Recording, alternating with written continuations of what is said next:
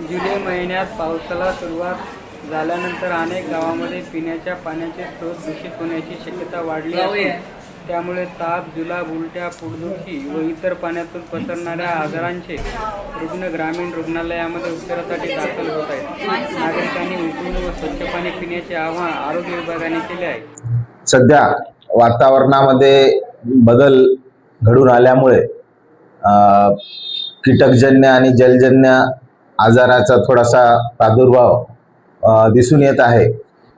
यामध्ये गॅस्ट्रो असेल, कावीळ असेल आणि डेंग्यू, मलेरिया अशा आजाराचा प्रादुर्भाव होण्याची शक्यता नाकारता येत नाही। त्या कारणास्तव सर्व जनतेला आवाहन करू इच्छितो की जलजन्य आजार टाळण्यासाठी शक्यतो फिल्टरचं पाणी वापरावं, उघड्यावरचं अन्न खाणे टाळावं, शिळं अन्न खाणं टाळावं आणि पाणी उकळून गाळून नियमितपणे प्यावं। सध्याच्या काळामध्ये बऱ्याचशा गावामध्ये फिल्टर उपलब्ध आहेत। ग्रामपंचायतीमार्फत सुद्धा आम्ही सूचना केलेल्या आहेत की TCL पिण्याच्या पाण्यामध्ये नियमितपणे टाकून शुद्धीकरण करावं आणि शुद्ध पाणी जनतेला पिण्यासाठी उपलब्ध करून द्यावं।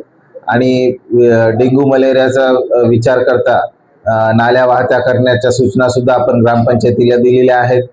आणि त्यासोबत मच्छरदाणीचा जर का वापर नियमितपणे केला तर आपल्याला डेंग्यू आणि मलेरिया सारखे आजार टाळता येतात। सध्याच्या घडीला मलेरिया मागच्या 2-3 वर्षापासून एकही केस नाही।